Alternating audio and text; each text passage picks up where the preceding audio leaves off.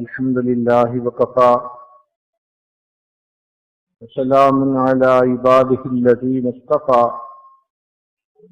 أما بعد أعوذ بالله من الشيطان الرجيم بسم الله الرحمن الرحيم إنا أردنا الأمانة على السماوات والأرض والجبال فأبين أن يحملنها وأشفقن منها وحملها الإنسان إنه كان ظلوما جهولا. وقال الله تعالى في مقام آخر الف لام را کتاب انزلناه الیک لتخرج الناس من الظلمات الى النور باذن ربهم الى صراط العزیز الحمید. وقال الله تعالى في مقام آخر انا نحن نزلنا الذکر وَإِنَّا لَهُ لَحَافِظُونَ. وقال رسول الله صلى الله عليه وسلم خيركم من تعلم القرآن وعلمه. سبحان ربك رب العزة عما يصفون وسلام على المرسلين والحمد لله رب العالمين. اللهم صل على سيدنا محمد وعلى آل سيدنا محمد وبارك وسلم.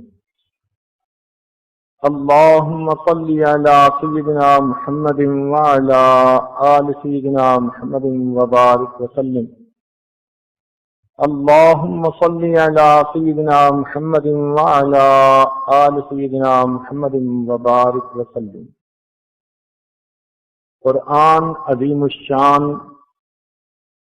اللہ رب العزت کا کلام، اللہ رب العزت کا پیغام انسانیت کے نام. یہ کتاب ہدایت ہے، انسانیت کے لیے دستور حیات ہے، منشور حیات ہے، ضابطۂ حیات ہے، بلکہ پوری انسانیت کے لیے یہ آب حیات ہے. اس کو اللہ رب العزت نے اتارا لتخرج الناس من الظلمات الى النور. اے محبوب، آپ انسانوں کو اندھیروں سے نکال کر روشنی کی طرف لے جائیں. تو یہ اندھیروں سے روشنی کی طرف لانے والی کتاب، قعر مذلت میں پڑے ہوئوں کو اوج ثریا پہ پہنچانے والی کتاب، بھولے بھٹکوں کو سیدھا رستہ دکھانے والی کتاب، اللہ رب العزت سے بچھڑے ہوئوں کو اللہ سے ملانے والی کتاب ہے.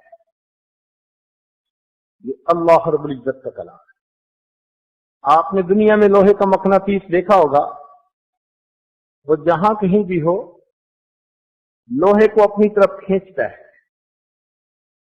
قرآن مجید، فرقان حمید اللہ رب العزت کی رحمتوں کو کھینچنے والا مقناطیس ہے. اللہ تعالیٰ ارشاد فرماتے ہیں وَإِذَا قُرِئَ الْقُرْآنُ فَاسْتَمِعُوا لَهُ وَأَنصِتُوا لَعَلَّكُمْ تُرْحَمُونَ. جب قرآن پڑھا جائے خاموش رہو، توجہ سے سنو تاکہ تم پر رحمتیں برسا دی جائیں. یہ رحمتوں کو کھینچتا ہے، اپنی طرف متوجہ کرتا ہے. یہ اللہ رب العزت کا کلام ہے. اللہ تعالیٰ نے انسانوں کو عزت دینے کے لیے اسے بھیجا. اس لیے فرمایا گیا ان اللہ یرفع بہذا الکتاب اقواما. اللہ تعالیٰ اس کتاب کے ذریعے قوموں کو بلندی عطا فرماتا ہے. وَيَدْعُ بِهِ آخَرِينَ، اور جو پھر اس سے ٹکراتا ہے وہ دنیا میں پاش پاش ہو جاتا ہے. اللہ رب العزت کا کلام، اس کا دیکھنا بھی عبادت، اس کا پڑھنا بھی عبادت، پڑھانا بھی عبادت، سننا بھی عبادت، سنانا بھی عبادت، سمجھنا بھی عبادت، سمجھانا بھی عبادت، اور جس پر عمل کرنا دنیا کی سب سے بڑی عبادت ہے۔ یہ اللہ رب العزت کا وہ کلام ہے۔ یہ ہماری خوش نصیبی ہے کہ اللہ رب العزت نے ہمیں یہ نعمت عظمیٰ عطا فرمائی۔ قرآن بھی نعمت اور صاحب قرآن بھی نعمت۔ ہم اس پر اللہ رب العزت کا جتنا شکر ادا کریں اتنا کم ہے۔ چنانچہ قرآن مجید کی بہت ساری خصوصیتیں ہیں۔ ایک تو یہ کہ یہ سیرت مصطفیٰ بھی ہے، یہ اللہ رب العزت کا پیغام بھی ہے اور سیرت مصطفیٰ بھی ہے۔ چنانچہ اگر قرآن قال ہے تو صاحب قرآن حال ہے، اگر یہ نقوش ہے تو صاحب قرآن اعمال ہے، اگر یہ علم ہے تو نبی علیہ السلام عمل ہے، یہ اجمال ہے نبی علیہ السلام تفصیل ہے، یہ متن ہے نبی علیہ السلام تشریح ہے، یہ ذکر ہے نبی علیہ السلام مذکر ہیں، یہ نصیحت ہے نبی علیہ السلام ناصح ہیں، یہ واعظ ہے نبی علیہ السلام واعظ ہیں، یہ ہدایت ہے تو نبی علیہ السلام ہادی ہیں، یہ رحمت ہے تو نبی علیہ السلام رحمت للعالمین ہے، اگر یہ نور ہے تو نبی علیہ السلام سراجا منیرا ہے۔ اس لیے سید عائشہ صدیقہ رضی اللہ تعالیٰ عنہا سے کسی نے پوچھا تھا کہ نبی علیہ الصلوۃ والسلام کے اخلاق کے بارے میں بتائیے، فرمایا کان خلقہ القرآن، کہ نبی علیہ الصلوۃ والسلام کے اخلاق تو قرآن کا عملی نمونہ تھا۔ اور صحابہ رضی اللہ عنہ فرماتے تھے کہ جب ہم نبی علیہ السلام کے چہرے انور کو دیکھتے ہمیں یوں محسوس ہوتا کہ انہ ورقۃ مصحف، کہ جیسے کھلا ہوا قرآن ہم اپنی آنکھوں سے دیکھ رہے ہوئے۔ اس لیے حضرت قاری محمد طیب رحمۃ اللہ علیہ نے اپنے خطبات میں ایک عجیب بات کہی۔ وہ فرماتے ہیں کہ قرآن مجید میں جتنی بھی آیات ہیں وہ نبی علیہ الصلوۃ والسلام کی کسی نہ کسی انداز سے منقبت بن جاتی ہیں۔ ذات و صفات کی آیات اعمال نبوی، تکوین کی آیات استدلال نبوی، توجہ الی اللہ کی آیات خلوت نبوی، تربیت خلق کی آیات جلوت نبوی، مہر کی آیات جمال نبوی، قہر کی آیات جلال نبوی، تجلیات حق کی آیات مشاہدہ نبوی، ابتغاء وجہ اللہ کی آیات مراقبہ نبوی، ترک دنیا کی آیات مجاہدہ نبوی، احوال محشر کی آیات محاسبہ نبوی، نفی غیر کی آیات فنائیت نبوی، اثبات حق کی آیات بقائیت نبوی، نعیم جنت کی آیات شوق نبوی، اور عذاب جہنم کی آیات خوف نبوی، انعام کی آیات انس نبوی، انتقام کی آیات حزن نبوی۔ چنانچہ پورا قرآن اگر کلام اللہ ہے تو دوسرے الفاظ میں سیرت رسول اللہ ہے۔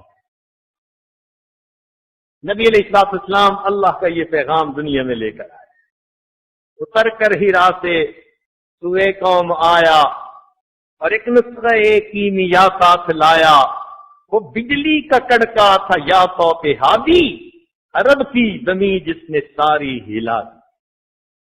قرآن نے عرب کی زمین کو ہلا کے رکھ دیا تھا، اس میں انقلاب پیدا فرما دیا تھا۔ اس لیے ہمیں چاہیے کہ ہم اس قرآن کو پڑھنے اور سمجھنے کی پوری کوشش کریں۔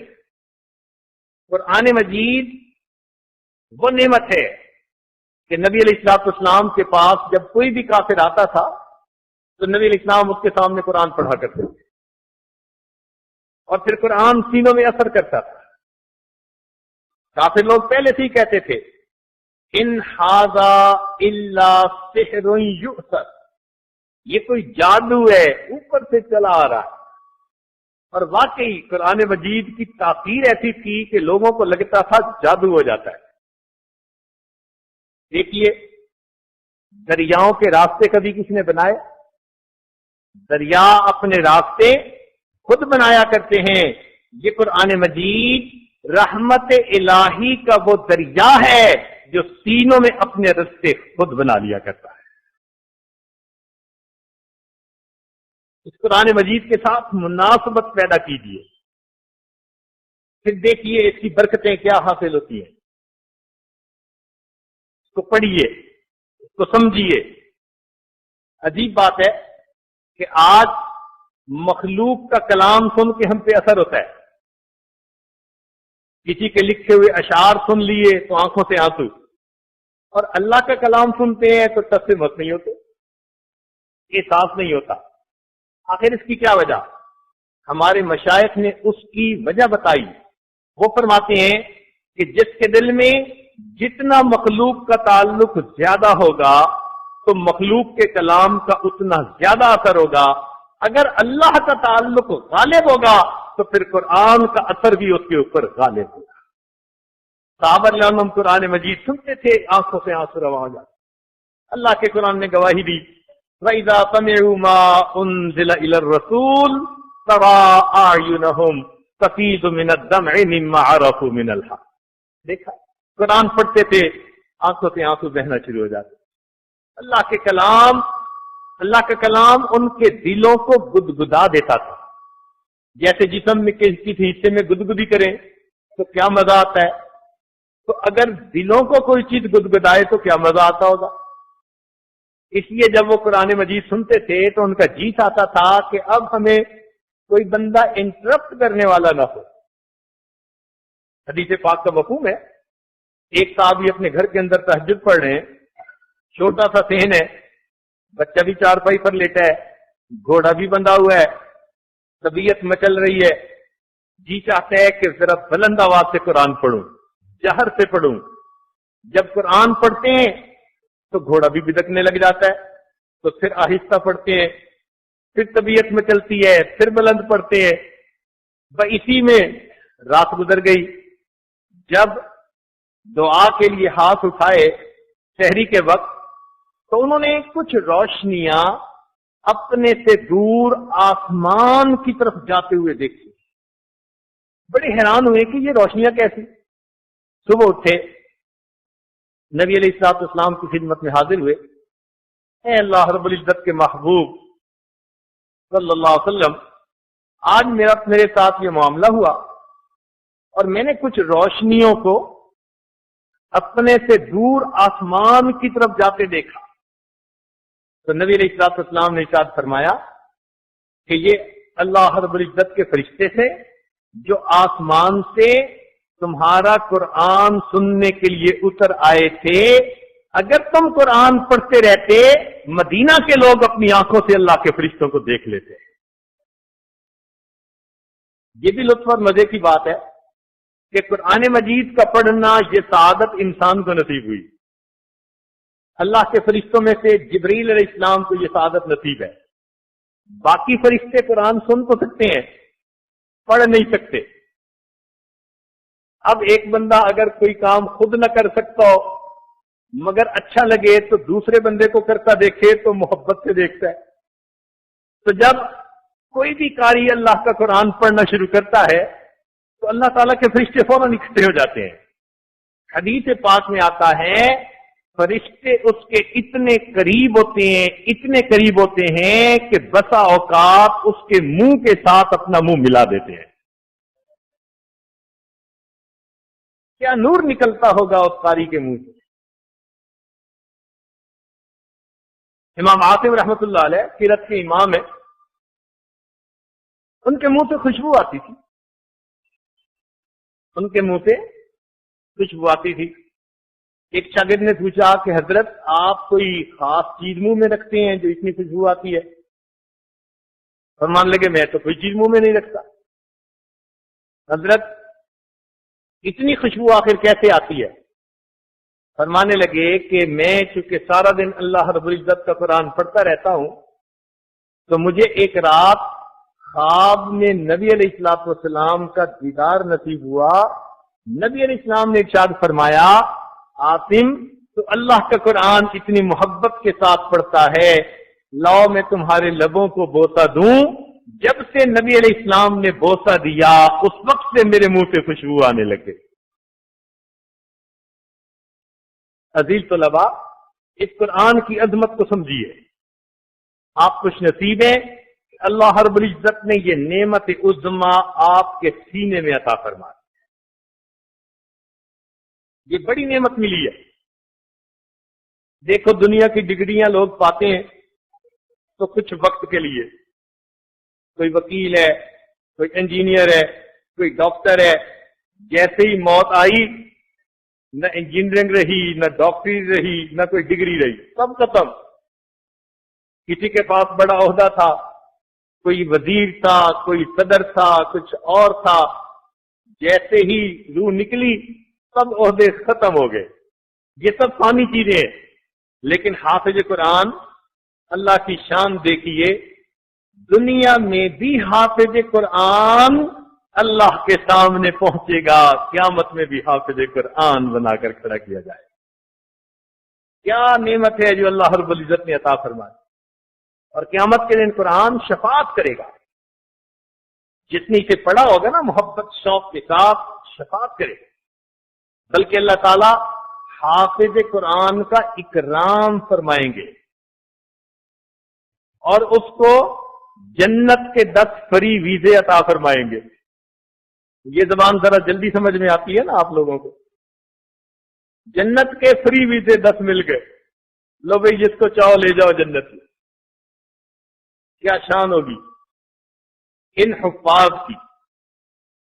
حافظ کے ماں باپ کے سر پر ایسا تاج رکھا جائے گا کہ اگر سورج کسی گھر میں آئے تو جتنی روشنی اس گھر میں ہوگی تاج کی روشنی اس سے بھی زیادہ ہوگی۔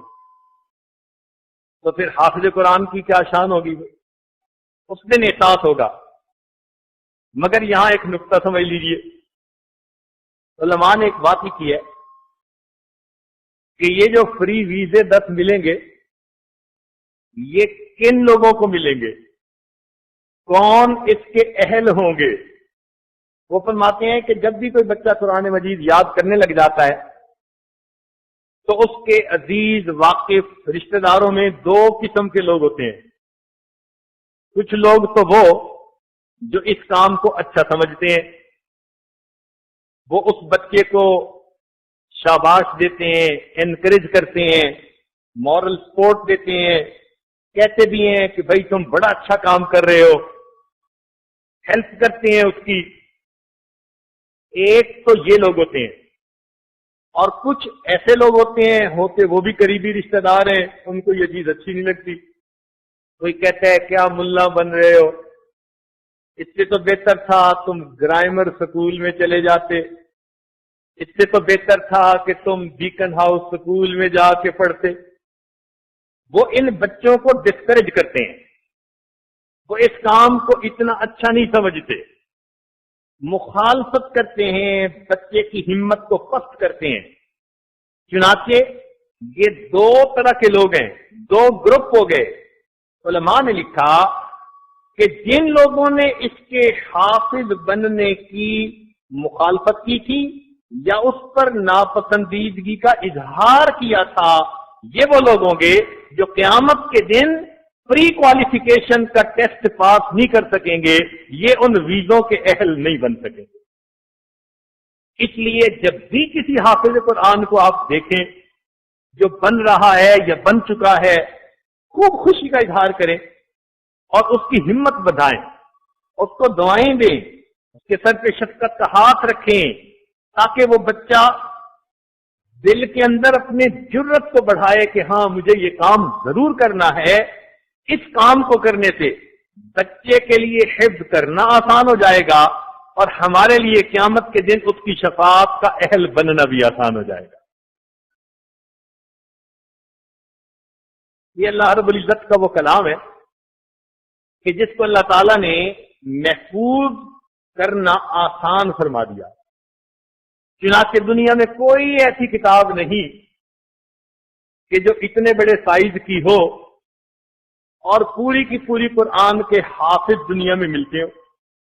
آخر اور مذاہب بھی تو ہیں، ان کی بھی کتابیں ہیں، مگر کسی کتاب کا حافظ دنیا میں نہیں مل سکتا.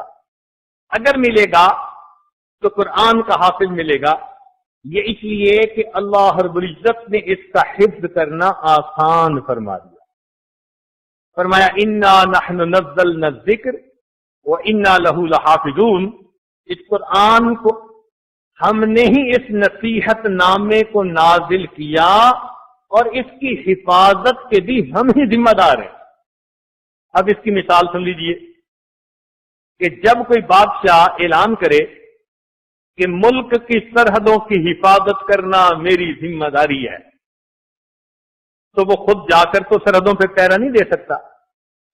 تو اس کام کے لیے وہ ایک فوج بناتا ہے جس میں صحت مند، عقل مند، تعلیم یافتہ نوجوان بھرتی کرتا ہے.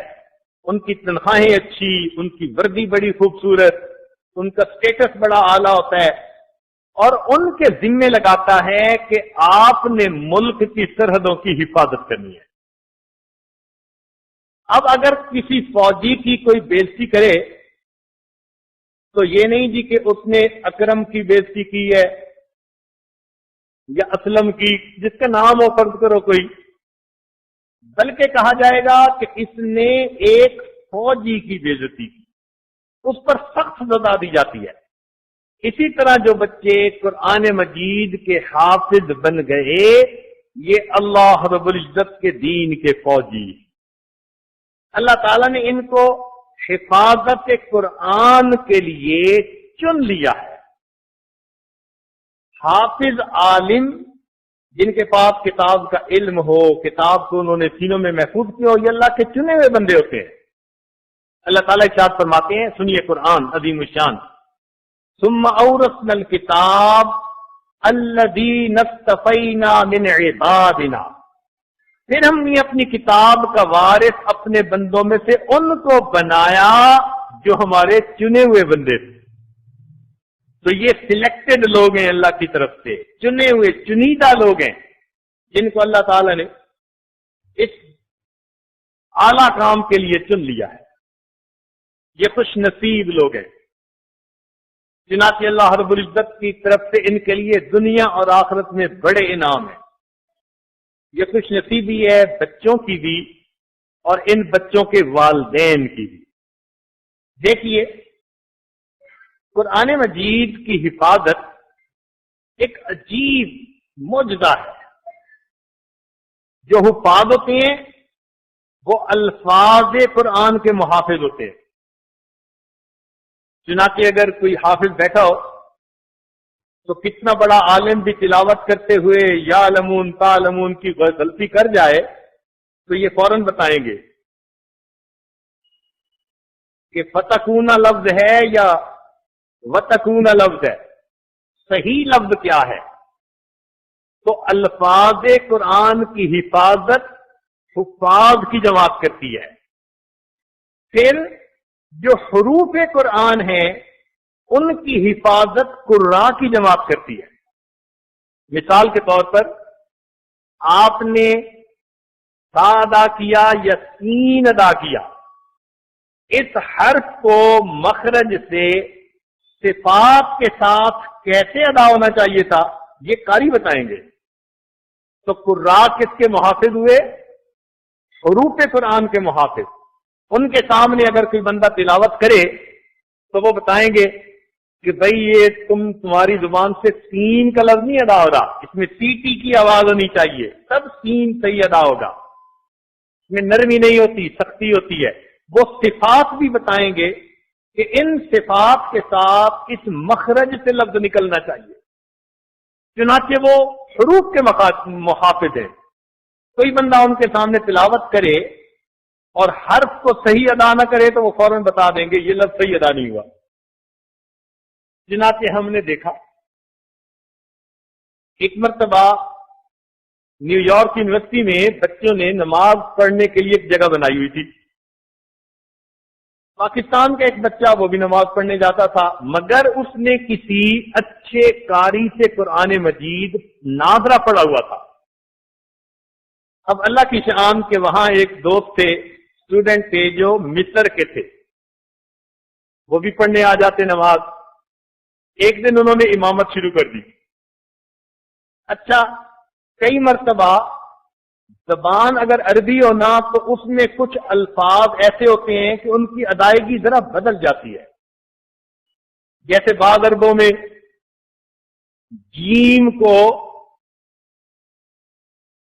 کسی اور انداز سے وہ بولتے ہیں، مثلا جدہ کو گدا بولیں گے، قہوہ کو گہوہ بولیں گے. ہم نے بھی ایک مرتبہ طواف کے دوران ایک آدمی کو دعا مانگتے ہوئے سنا تو وہ کہہ رہا تھا اللہم انی اسألک الجنہ. تو خیال آیا کہ اگر قیامت کے دن اللہ نے اس کو گنا پکڑا دیا.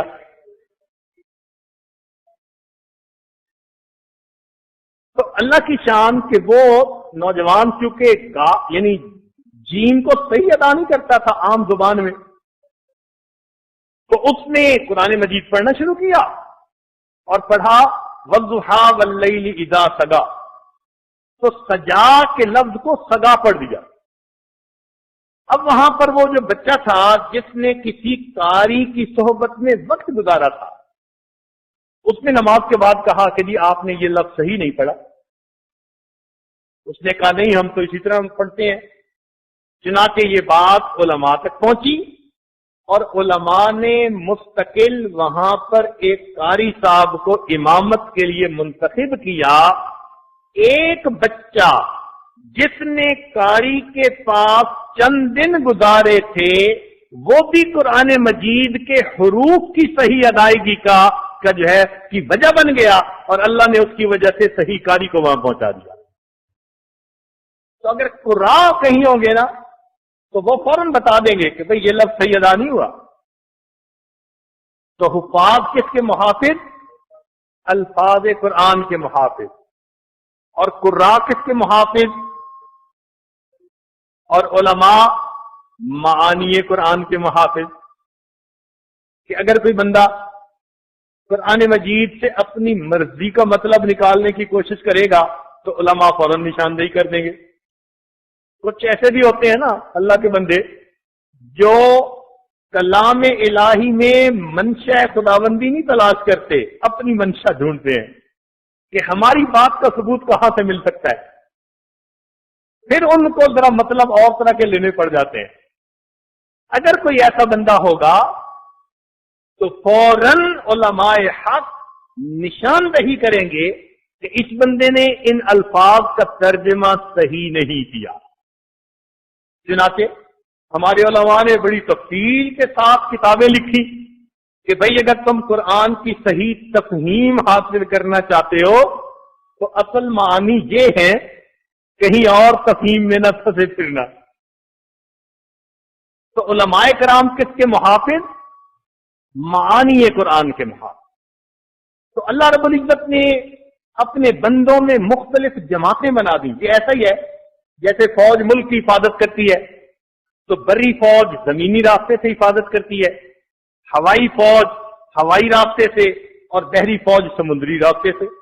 مختلف محاذ ہوتے ہیں. اسی طرح علماء ہو، مشائخ ہو، حفاظ ہو، قراء ہو، یہ سب کے سب قرآن مجید کے محافظ ہیں. حفاظ الفاظ کے محافظ، علماء معانی قرآن کے محافظ، قراء حروف قرآن کے محافظ اور مشائخ عظام معارف قرآن کے محافظ.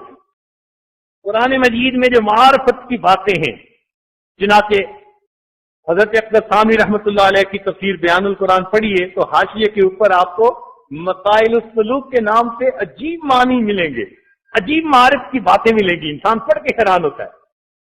اللہ رب العزت نے اپنے بندوں میں ایسے لوگوں کو کھڑا کر دیا کہ سب نے مل کر قرآن مجید کی حفاظت کر دی.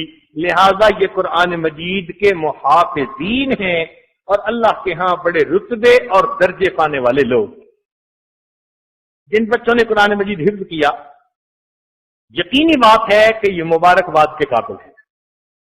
انہوں نے ایک بڑا اعلیٰ کام کر لیا، انہوں نے ایک نسبت پیدا کر لی. اب ان کو چاہیے کہ یہ اس قرآن مجید کی عظمت کا خیال رکھیں. یہ نہیں کہ حافظ بن گئے اور اب یہ سکولوں کا رخ کریں گے تو عام لڑکوں کی طرح یہ بھی فسق و فجور میں پڑ جائیں گے. نہ فرمایا صاحب قرآن کو زیب نہیں دیتا ان یجہل مع من جہل وفی جوفہ کلام اللہ، کہ وہ جاہلوں کے ساتھ جاہلوں جیسا سلوک کرنا شروع کر دے حالانکہ اس کے سینے میں اللہ کا کلام ہے. تو یہ اللہ کا کلام بڑی نعمت ہے، اس کی حفاظت کریں گے تو اللہ تعالیٰ دنیا میں بھی برکتیں نعمتیں عطا فرمائیں گے اور آخرت میں بھی اپنے مقبول بندوں میں شامل فرمائیں گے. تو قرآن مجید کے کچھ حقوق ہیں، ذرا توجہ سے سن لیجئے تاکہ اپنی بات کو میں سمیٹنا شروع کروں. سب سے پہلا حق تو یہ ہے ایمان بالقرآن، کہ ہم قرآن مجید کے اوپر یہ ایمان رکھیں کہ یہ مقدس کلام ہے، مقدس کتاب ہے اور اللہ کا کلام ہے، منزل من اللہ ہے، یہ اللہ کی طرف سے نازل ہوا، اللہ کا کلام جو اللہ نے اپنے بندوں کی طرف بھیجا، اور اس کو اللہ تعالیٰ نے محفوظ رکھنے کی ذمہ داری بھی خود لے لی. چنانچہ ارشاد فرمایا انا نحن نزلنا الذکر وانا لہ لحافظون، بے شک اس نصیحت نامے کو ہم نے ہی نازل کیا اور اس کی حفاظت کے بھی ہم ہی ذمہ دار ہیں. یہ ایسی عجیب کتاب ہے، یہ اللہ تعالی کی بولی ہے، اللہ تعالیٰ نے اس کی حفاظت کروائی، اللہ کا یہ کلام ہے. اسی لیے انسان جب اس کو پڑھتا ہے تو اس کے دل سے اس کی تاثیر ہوتی ہے. تو قرآن مجید ایسی کتاب ہے کہ صحابہ کرام نے پڑھی زندگیاں بدل گئی. چنانچہ سیدنا صدیق اکبر آئے تو صدیق بنے، عمر لانو آئے تو فاروق بنے، عثمان آئے تو ذی-النورین بنے، علی لانو آئے تو باب العلم بنے، سلمان لانو آئے تو خاندان نبوت کے فرد بنے، ابو ذر آئے تو فقراء کے تاجدار بنے، ابو ہریرہ لانو آئے تو حافظ الحدیث بنے، ابن مسعود آئے تو فقیہ امت بنے، ابن عباس لانو آئے تو مفسر قرآن بنے، حمزہ لانو آئے تو سید الشہداء بنے، حنظلہ لانو آئے تو غفیل الملائکہ بنے، اور بلال لانو آئے تو مؤذن مسجد نبی بنے. یہ وہ کتاب تھی کہ جس پر ایمان جب یہ لوگ لے کر آئے تو اس کتاب نے سب کی شان کو بڑھا دیا. ان اللہ یرفع بہذا الکتاب اقواما، بے شک اللہ تعالیٰ اس کتاب کے ذریعے قوموں کو بلندی عطا فرما دے، عظمتیں ملتی ہیں. چنانچہ سیدنا عمر لانو کا واقعہ ہے، ایک مرتبہ اپنے زمانہ خلافت میں مکہ مکرمہ کی ایک وادی میں جا رہے تھے اور پیچھے فوج بھی تھی. تو ایک جگہ سے ٹرن لیتے ہوئے ان کی نظر وادی میں پڑی اور وہ دیکھنے کھڑے ہو گئے. دوپہر کا وقت، چلچلاتی دھوپ، فوج بھی پیچھے کھڑی ہے، لوگ پسینے میں شرابور، کھڑا نہیں ہوا جاتا. کسی نے پوچھا امیر المومنین خیریت تو ہے، آپ کی وجہ سے اتنے لوگ دھوپ کے اندر کھڑے ہیں؟ تو آپ نے فرمایا ہاں، میں اس وقت کو یاد کر رہا ہوں جب اسلام لانے سے پہلے میں اس وادی میں اپنے اونٹ چرانے آتا تھا اور مجھے اونٹ چرانے کا سلیقہ نہیں آتا تھا. میرے اونٹ خالی پیٹ واپس جاتے تو میرے والد خطاب مجھے کہتے کہ عمر تو بھی کیا اچھی زندگی گزارے گا، ارے تجھے تو اونٹ چرانے نہیں آتے. میں اپنے اس وقت کو یاد کر رہا ہوں کہ جب عمر کو اونٹ چرانے نہیں آتے تھے، اور آج اس وقت کو دیکھ رہا ہوں جب اسلام اور قرآن کے صدقے اللہ نے عمر کو امیر المؤمنین بنا دیا ہے. تو یہ کتاب دنیا میں عزتیں دینے کے لیے آئی ہے. دیکھیے ذرا توجہ کے ساتھ سنیے. علماء نے لکھا ہے کہ قرآن مجید کو ناپاک آدمی ہاتھ نہیں لگا سکتا. فرض کرو ایک آدمی جنبی ہے، تو اب وہ جنبی جب تک غسل نہیں کرے گا وہ اس قرآن مجید کو ہاتھ نہیں لگا سکتا. مگر ہاتھ لگانے کا یہ مطلب نہیں کہ جی جہاں لکھا ہوا ہے وہاں ہاتھ نہ لگائے، خالی جگہ پر ہاتھ لگائے؟ فرمایا نہیں۔ فقہا نے لکھا جی کاغذ کی جو جلد اوپر چڑھی اس پر ہاتھ لگا سکتے ہیں؟ انہوں نے کہا یہ بھی نہیں۔ جی خالی کاغذ جس کو ساتھ جوڑ دیا اس کو ہاتھ لگا سکتے ہیں؟ انہوں نے کہا اس کو بھی نہیں۔ وجہ پوچھی کہ وجہ کیا؟ اس پر تو کچھ بھی نہیں لکھا ہوا۔ انہوں نے کہا اگرچہ یہ بے قیمت گتا ہے لیکن کیونکہ اس کو قرآن مجید کے ساتھ نتھی کر دیا گیا، پکا جوڑ دیا گیا، یہ قرآن مجید کا حصہ بن گیا، اس کی شان بڑھ گئی۔ جس طرح لکھے ہوئے کاغذ کو جنبی ہاتھ نہیں لگا سکتا اس طرح اس گتے کو بھی ہاتھ نہیں لگا سکتا۔ سوچنے کی بات ہے، گتا قرآن سے جڑ جاتا ہے، اللہ گتے کی شان بڑھا دیتے ہیں۔ اے مومن اگر تو قرآن کے ساتھ جڑے گا اللہ تیری شان کو کیوں نہیں بڑھائیں گے؟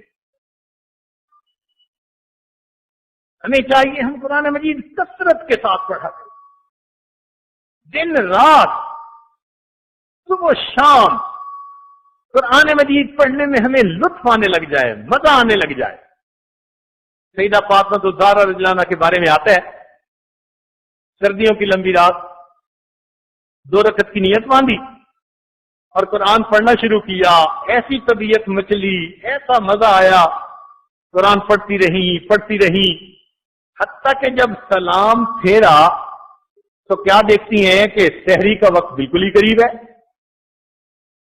تو دعا کے لیے ہاتھ اٹھائے، رونے بیٹھ گئی اور یہ دعا کی کہ اے اللہ میں نے تو 2 ہی رکعت کی نیت باندھی تھی، تیری راتیں کتنی چھوٹی ہیں کہ 2 رکعت میں تیری ساری رات ہی ختم ہو گئی۔ ان کو راتوں کے چھوٹا ہونے کا شکوہ ہوتا تھا۔ اللہ اکبر کر، کتنا لطف آتا ہوگا، مزہ آتا ہوگا ان کو قرآن مجید میں۔ ہمیں بھی یہ مزہ آ سکتا ہے لیکن اس مزہ کو حاصل کرنے کے لیے ہمیں اپنے دل کو صاف کرنا ہوگا۔ اچھا دیکھیں، اگر پتھر پہ پانی ڈالیں، شربت ڈالیں تو پتھر کو شربت کے ذائقے کا مزہ آتا ہے؟ نہیں نہ آتا، کیوں؟ بے جان تھا۔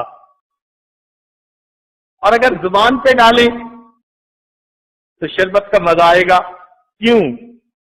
زندہ تھی۔ معلوم ہوا بے جان چیز لذت سے واقف نہیں ہو سکتی، ہمیشہ جاندار چیز ہوتی ہے۔ تو جن لوگوں کے دل روحانی طور پر مردہ ہوتے ہیں ان کو قرآن مجید کی لذتوں کا پتہ ہی نہیں چلتا، جن کے دل زندہ ہوتے ہیں ان کے سامنے قرآن کی آیتیں پڑھی جاتی ہیں، دلوں پر اثر ہونا شروع ہو جاتا ہے، وہ اس کے ذائقے کو جانتے ہیں، لذت کو جانتے ہیں۔ ایک ایک آیت ان کے کان میں جب پڑتی ہے تو بس ان کے ایمان کو بڑھا دیتی ہے۔ اب سوچئے، اللہ تعالیٰ فرماتے ہیں کہ ایمان والے جب ان کے سامنے قرآن پڑھا جاتا ہے تو اذا تلیت علیہم آیاتہ زادتہم ایمانا، جب ان کے سامنے قرآن پڑھا جاتا ہے ان کا ایمان بڑھ جاتا ہے۔ علمی نقطہ طلباء کے لیے کہ جب سننے سے انسان کا ایمان بڑھتا ہے تو پھر پڑھنے والے کا ایمان کتنا بڑھتا ہوگا۔ جس کے سننے پر تلیت علیہم آیاتہ زادتہم ایمانا، اور سننے پر ایمان بڑھنے کی گواہی اللہ دے رہے ہیں تو پڑھنے والے کا ایمان کتنا بڑھتا ہوگا۔ اس لیے اس قرآن مجید کے ساتھ دوستی کر لیجئے، محبت بڑھا لیجئے۔ آج تو بچوں کے لیے اسکرین کے اوپر بیٹھ کے تماشے دیکھنا اتنا آسان کہ ان کو 2-4 گھنٹے گزرنے کو پتہ نہیں چلتا۔ جی کیا کر رہے ہیں؟ جی انٹرنیٹ پہ بیٹھے ہوئے ہیں۔ قرآن مجید پڑھنے کا مزہ کیوں نہیں آتا؟ دل صاف نہیں کیا ہوتا، اس پر محنت نہیں کی ہوتی۔ اگر ہم اپنے دلوں پر محنت کر لیں اور اللہ کے ذکر سے، اللہ والوں کی صحبت سے اس دل کو ہم صاف کر لیں، پھر قرآن پاک پڑھنے میں مزہ آئے گا جیسے ہمارے اکابر کو مزہ آیا کرتا تھا۔ کتنا قرآن مجید پڑھا کرتے تھے. علماء نے لکھا ہے کہ ایسی ایک عورت تھی کہ جو اللہ رب العزت کے قرآن کے الفاظ ہی سے گفتگو کرتی تھی، کوئی اور لفظ اپنی زبان سے نکالتی نہیں تھی. المرأۃ متکلمۃ بالقرآن. عبداللہ ابن مبارک رحمۃ اللہ فرماتے ہیں میں نے عورت کو دیکھا، اونٹ پہ سوار آ رہی ہے پردے میں. جب قریب آئی میں نے پوچھا کہ آپ اس ویرانے میں کہاں؟ نہیں، پہلے قریب آئی تو میں نے کہا السلام علیکم. اس نے کہا سلام قولا من رب الرحیم. قرآن کی آیت پڑھی. میں نے پوچھا کہ اس ویرانے میں کہاں؟ کہنے لگی من یضلل اللہ فلا ہادی لہ. میں سمجھ گیا راستہ بھول گئی. پوچھا کہاں سے آ رہی ہیں؟ کہنے لگی وَأَتِمُّ الْحَجَّ وَالْعُمْرَةَ لِلَّهِ. میں سمجھ گیا حج عمرہ کر کے آ رہی ہے. پوچھا کہاں جانا ہے بی بی؟ کہنے لگی ادخل المصر انشاء اللہ آمنی. شہر میں جانا ہے. پھر میں نے پوچھا کہ اچھا میں آپ کو شہر تک پہنچا دیتا ہوں، میں نے بھی وہیں جانا ہے. کہنے لگی ان احسنتم احسنتم لانفسکم. نیکی کرو گے تو اپنے لیے اللہ تمہیں اس کا اجر بھی دیں گے. کہنے لگے میں نے اونٹ کی مہار پکڑ لی اور چلنا شروع کر دیا. اب جب آگے بڑھے تو میرا خیال آیا، دل میں خیال آیا کہ میں ذرا اس کے خاندان کے بارے میں تو کچھ پوچھوں. تو میں نے پوچھا کہ کس خاندان سے ہو، تمہارے خاوند کا کیا نام؟ اس نے مناسب نہ سمجھا. کہنے لگی لا تسألوا عن اشیاء ان تبد لکم تسؤکم. کہ جن باتوں کا تمہارے ساتھ کوئی واسطہ ہی نہیں تم ان باتوں کو پوچھتے کس لیے ہو. کہنے لگے میں چپ ہو گیا. ذرا آگے بڑھا تو میں نے کہا کہ چلو بھائی کوئی اشعار پڑھتا ہوں. تو میں نے عربی کے اشعار پڑھنے شروع کر دیے. کہنے لگے جب میں نے عربی کے اشعار پڑھنے شروع کر دیے اس نے قرآن مجید کی آیت پڑھی فَقْرَؤُوا مَا تَيَسَّرَ مِنَ الْقُرْآنِ. بھئی اگر پڑھنا ہی ہے تو اللہ نے جو تمہارے لیے آسان کیا قرآن پڑھو. کہنے لگے میں نے قرآن پڑھنا شروع کر دیا. شہر کے قریب پہنچے تو میں نے پوچھا جی شہر میں تمہارا کون ہے؟ کہنے لگی المال والبنون زینت الحیات الدنیا. مجھے پتہ چل گیا اس کے بیٹے ہیں. میں نے پوچھا آپ کے بیٹوں کا نام کیا؟ کہنے لگی ابراہیم و اسماعیل و اسحاق. میں نے کہا واہ، اس کے یہ بیٹے ہیں جن کے 3 نام ہیں. میں وہاں گیا اور قافلے کے لوگ موجود تھے اور میں نے آواز لگائی کہ ابراہیم اسماعیل اسحاق کہاں ہیں؟ تو 3 بڑے نوجوان خوبصورت بچے جن کے چہرے پہ تقویٰ کا نور تھا، صلحاء کا نور تھا جن کے چہرے پر، وہ آئے اور اپنی والدہ سے ملے. تو ان کی والدہ نے ان کو کہا وَيُطْعِمُونَ الطَّعَامَ کہ اس مہمان کو تم کھانا کھلاؤ. میں نے کہا نہیں کوئی بات نہیں، میں بس چلتا ہوں. تو اس نے آگے سے آیت پڑھی انما نطعمکم لوجہ اللہ.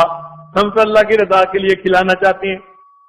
کہنے لگے میں خیر کھانا کھانے بیٹھ گیا. جب فارغ ہوا تو مجھے سمجھ نہ آئے، میرے ہر لفظ کے جواب میں اس نے قرآن کی آیت پڑھی. قرآن مجید کے سوا کوئی دوسرا لفظ ہی زبان سے نہیں نکالا. تو میں نے اس کے بیٹے سے پوچھا بھئی معاملہ کیا؟ وہ کہنے لگے ہماری یہ والدہ قرآن مجید کی حافظہ، حدیث پاک کی عالمہ ہے اور اس کے دل میں اتنی خشیت الہی ہے کہ مجھے قیامت کے دن اللہ رب العزت کے سامنے پیش ہونا ہے. ایسا نہ ہو میری زبان سے کوئی ایسا لفظ نکل جائے جو میرے مالک کو ناپسند آ جائے. لہذا پچھلے 20 سال سے قرآن مجید کے سوا اس کی زبان سے کوئی دوسرا لفظ ہی نہیں نکلا. جن کو قرآن مجید سے مزہ آتا تھا سبحان اللہ. ہمارے حضرت پیر و مرشد حضرت مرشد عالم رحمت اللہ علیہ سارا دن مختلف اوقات میں قرآن مجید کی آیات پڑھا کرتے تھے. ان کے بڑے صاحبزادے جانشین حضرت قاسمی رحمت اللہ علیہ ایک مرتبہ فرمانے لگے کہ ابا جی پورے دن میں قرآن کی اتنی آیتیں گفتگو کے دوران پڑھتے ہیں کہ سب کو یکجا کریں تو 2 سے 3 پارے کی تلاوت بن جاتی ہے. جن کو مزہ آتا ہے ان کو اس کے سوا بات کرنے کا جی نہیں چاہتا. تو کاش ہمارے دل صاف ہو جائیں، زندہ ہو جائیں، پھر ان کو قرآن مجید کی تلاوت کا مزہ آئے گا،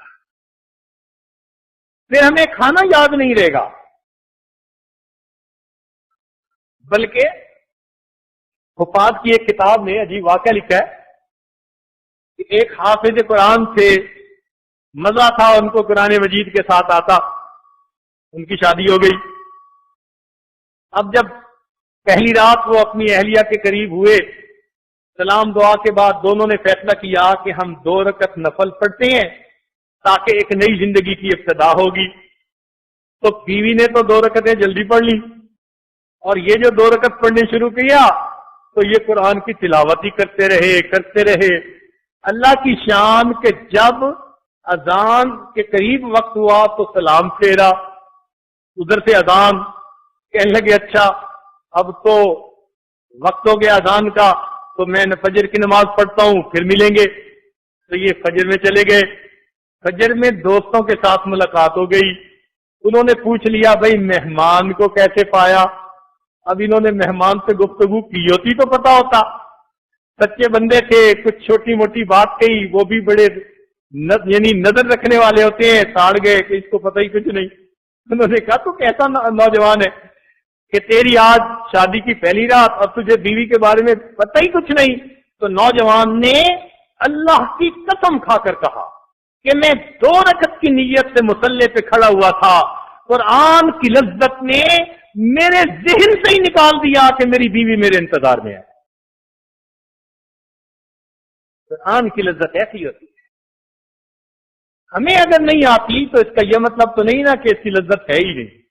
ان سے پوچھو نا کہ جن کی زندگی قرآن مجید کی تلاوت میں گزرتی ہے، ان کو قرآن مجید کی تلاوت کا کیا مزہ آتا ہے، دن رات پڑھتے ہیں۔ وَارْزُقْنَا تِلَاوَتَهُ آنَاءَ اللَّيْلِ وَآنَاءَ النَّهَارِ، ماشاء اللہ ایسا لطف اور مزہ آئے قرآن مجید کے پڑھنے میں۔ تو اس قرآن مجید کو پڑھیے اور اس سے اپنے دل کے نور کو بڑھائیے، اپنے ایمان میں اضافہ کر لیجئے۔ تو قرآن مجید کا پہلا حق ہے قرآن مجید پر ایمان لانا کہ یہ مقدس کتاب ہے، منزل من اللہ ہے، اللہ کا کلام ہے۔ اس کا دوسرا حق ہے کہ قرآن مجید کی تعلیم دینا۔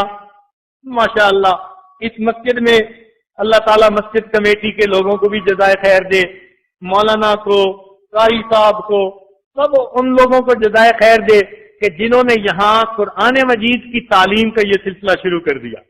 یہ اللہ کی بڑی نعمت ہے، بڑی نعمت ہے۔ چنانچہ آج آپ دیکھ رہے ہیں کہ یہ پیارے پیارے بچے اپنے سینوں میں قرآن کو محفوظ کر کے بیٹھے ہوئے ہیں۔ یہ سعادت ہے ان بچوں کی، اور سعادت ہے ان لوگوں کی جنہوں نے ان کو حافظ بنانے کے لیے مالی اعتبار سے یا اخلاقی اعتبار سے اس چیز کا تعاون کیا۔ یہ سب لوگ اجر کے حقدار بن جائیں گے۔ ہمیں چاہیے کہ ہم قرآن مجید کی تعلیم کے لیے جتنی بھی کوشش کر سکتے ہیں یہ کوشش کریں، اور یہ بچے بھی اپنے دل میں یہ نیت کر لیں کہ یہی نہیں کہ ہم نے قرآن مجید یاد کر لیا ہے، بلکہ اب ہم اپنی زندگی میں اس قرآن کے نور اور فیض کو آگے بڑھانے کے لیے بھی انشاءاللہ محنت کریں گے۔ تو تعلیم قرآن یہ بھی قرآن مجید کا دوسرا حق ہے۔ اس لیے حدیث پاک میں آتا ہے کہ جب اللہ تعالیٰ نے آدم علیہ السلام کو تخلیق کیا تو ان سے پہلے اللہ تعالیٰ نے قرآن مجید کی تلاوت کی، یعنی ان کی تخلیق سے بھی پہلے اللہ تعالیٰ نے قرآن مجید کی تلاوت فرمائی۔ تو فرشتوں نے کہا خوش نصیب ہیں وہ زبانیں جو اس کو پڑھیں گی، اور خوش نصیب ہیں وہ سینے جو اس قرآن کو اپنے اندر محفوظ کریں گے، اور خوش نصیب ہیں وہ کان جو اس کلام الہی کو سنیں گے۔ یہ ہماری بھی خوش نصیبی ہے، ہم قرآن مجید جو ہے وہ آج پڑھتے بھی ہیں، سنتے بھی ہیں، یہ اللہ رب العزت کا ہم پر بڑا احسان ہے۔ تیسرا حق قرآن مجید کا ہے فہم قرآن، قرآن مجید کو سیکھ سمجھنا۔ اب قرآن مجید کو فقط عربی کے زور پہ نہیں سمجھ سکتے، آج کل ایک نیا طریقہ چلا ہوا ہے۔ کچھ لوگوں کو فہم قرآن کا اتنا شوق ہے کہ وہ سمجھتے ہیں کہ درمیان میں علماء کی ضرورت ہی نہیں ہے، وہ کہتے ہیں بس قرآن لو اور اس کا ترجمہ پڑھو اور سمجھتے چلے جاؤ. اب بتاؤ بھائی، کوئی آدمی اگر انگریزی میں ایم اے کر چکا ہو اور وہ کہے کہ جی میڈیکل کا نالج چونکہ انگریزی میں ہے، میں کتابیں پڑھ کے ڈاکٹر بن جاؤں گا، تو کوئی اسے ڈاکٹر مانے گا؟ کوئی کہ جی انجینئرنگ انگریزی زبان میں اس کی کتابیں ہیں اور میں ایم اے انگلش ہوں، میں انجینئرنگ کا علم خود پڑھ لوں گا، تو کوئی اسے انجینئر مانے گا؟ جس طرح فقط زبان دانی کی وجہ سے یہ علم حاصل نہیں ہو سکتے، اسی طرح فقط عربی زبان اردو زبان پڑھ لینے سے قرآن مجید کا علم حاصل نہیں ہو سکتا. اس کے لیے استاد کی ضرورت ہوتی ہے کہ جو بتائے کہ قرآن مجید کے صحیح معنی کیا ہے. اچھا بھائی دیکھو، بات تو میری اور اس کے معنی مفہوم آپ نکالیں تو آپ کو کہاں اس کا اختیار؟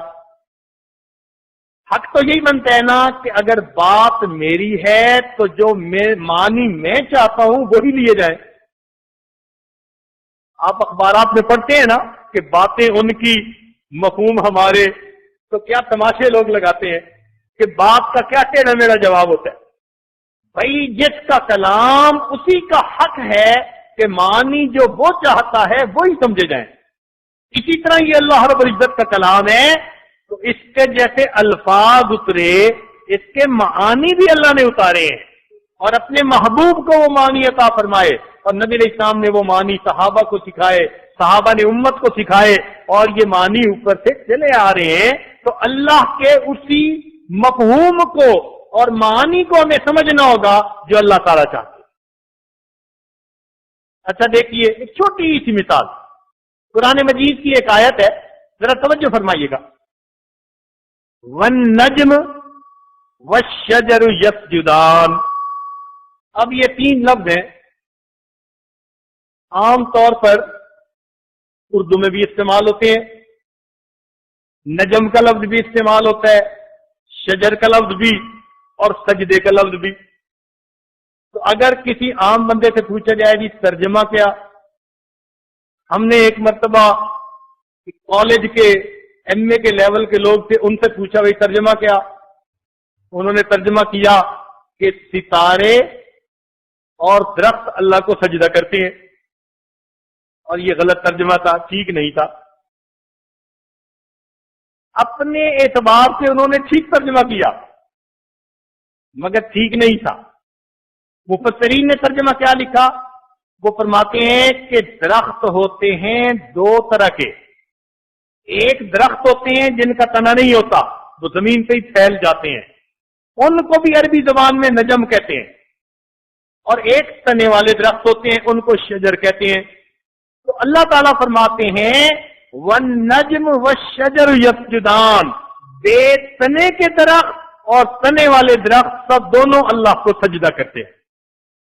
اور سمجھنے والے نے ستارے کا ترجمہ کر ڈالا. جتنا غلطیاں لگتی ہیں. چنانچہ ایک زبان میں لفظ کا مطلب اور ہوتا ہے، دوسری زبان میں لفظ کا مطلب اور ہوتا ہے. ہم ایک مرتبہ ایک ملک میں گئے تو وہاں سعودی عرب کے ایک سفیر ہیں، ان کا نام ہے بندر بن سلطان. جب ہم نے پہلی مرتبہ ان کا نام سنا تو بڑا پریشان ہوئے. ہم نے کہا کہ بیٹے کے پیدا ہونے پہ باپ کو خوشی ہوتی ہے، پتہ نہیں یہ کیسا باپ تھا جس نے بیٹے کا نام بندر رکھ دیا.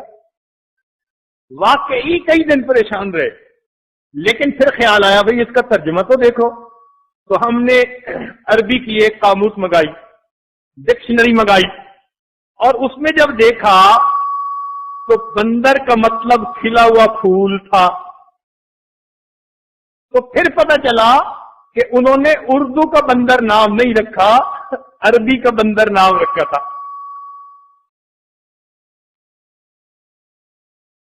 ہم اگر قرآن مجید کو فقط اردو کے زبان یعنی زور پہ سمجھنے کی کوشش کریں گے تو یقیناً گمراہی ہوگی.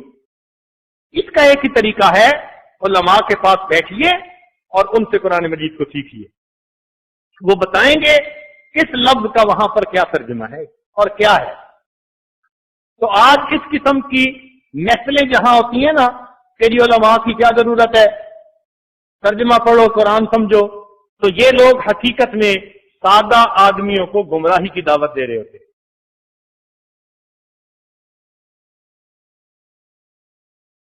تو فہم قرآن کے بارے میں یہ یاد رکھیے کہ قرآن سیکھنے کے لیے ہمیں علماء سے تعلق جوڑنا چاہیے اور ان سے ہمیں قرآن مجید کا ترجمہ سیکھنا چاہیے. سیکھیں گے تو ترجمہ بہت آسانی سے سیکھ جائیں گے. چوتھا حق ہے عمل بالقرآن، کہ جو قرآن مجید ہم پڑھتے ہیں ہم اس کے اوپر عمل بھی کریں. یہ نہیں کہ فقط اس کی تلاوت کر کے خوش ہو جائیں، بلکہ اس کو اللہ تعالیٰ نے عمل کے لیے بھیجا، عمل کریں گے تو پھر ہمیں اس کا اجر ملے گا. صحابہ کرام کا عمل بالقرآن کتنا تھا، انسان حیران ہوتا ہے. ایک واقعہ سنا کر بات کو آگے بڑھاتا ہوں، ذرا توجہ سے دل کے کانوں سے سنیے گا. سیدنا حسین رضی اللہ عنہ کا واقعہ ہے. ان کے گھر مہمان آئے، انہوں نے اپنی باندی سے کہا کہ ان کے لیے کچھ لاؤ پینے کے لیے. تو گھر میں شوربہ تھا، اس نے شوربے کو گرم کیا اور لے کے کمرے میں آئی. جب داخل ہونے لگی تو وہ بیچاری دیکھ کہیں اور رہی تھی، قدم کہیں اور رکھ رہی تھی. تو پاؤں جو اٹکا تو وہ گرم گرم شوربہ سیدنا حسین لانو کے اوپر آ گرا. اب آپ سوچیں کہ جب ابلتا ہوا شوربہ جسم پہ گرے تو کتنی تکلیف ہوتی ہے، کتنا غصہ آتا ہے. تو سیدنا حسین لانو نے باندی کی اس لاپرواہی کی وجہ سے ذرا غصے سے اس کی طرف دیکھا کہ یہ اس نے کیا کر دیا. وہ باندی بھی اس گھر کی خادمہ تھی، وہ ان کے مزاج کو، ان کی سیرت کو، ان کے عمل کو سمجھتی تھی. جب انہوں نے غصے سے ان کی طرف دیکھا تو اس نے آگے سے قرآن مجید کی آیت پڑھی وَالْقَاظِمِينَ الْغَيْظَ، کہ جو ایمان والے ہوتے ہیں وہ اپنے غصے کو پی جانے والے ہوتے ہیں. تو سیدنا حسین نے سنتے ہی فوراً اپنے موڈ کو ٹھیک کر کے فرمایا اچھا میں نے اپنے غصے کو پی لیا. پھر اس نے آگے قرآن مجید کے الفاظ پڑھے وَالْعَافِينَ عَنِ النَّاسِ، اور انسانوں کو معاف بھی کر دیتے ہیں. آپ نے فوراً مسکرا کے کہا اچھا میں نے تیری غلطی کو معاف کر دیا. اس نے پڑھا وَاللَّهُ يُحِبُّ الْمُحْسِنِينَ، اللہ محسنین نیکوکاروں سے محبت فرماتے ہیں. فرمایا اچھا تجھے میں نے اللہ کے راستے میں آزاد کر دیا. یہ عمل بالقرآن ہوتا تھا ان کا. ادھر سنتے جاتے تھے، ادھر قرآن مجید کے اوپر عمل کرتے چلے جاتے. تو ہم بھی کوشش کریں کہ ہم قرآن مجید کے ان تعلیمات کے اوپر عمل کریں تاکہ اللہ رب العزت کی طرف سے وہ نعمتیں ہمیں مل جائیں، وہ برکتیں ہمیں نصیب ہو جائیں. اور پانچواں حق ہے قرآن مجید کا اشاعت قرآن. قرآن مجید کی اشاعت کرنا، اس کو پرنٹ بھی کروانا، لکھوانا، دوسری جگہوں تک پہنچانا، اس کو محفوظ رکھنے کے لیے پوری کوشش کرنا، یہ تمام حقوق قرآن مجید کے ہمارے اوپر ہیں. الحمدللہ کہ امت نے قرآن مجید کی حفاظت کے اس منصب کو خوب پورا کیا.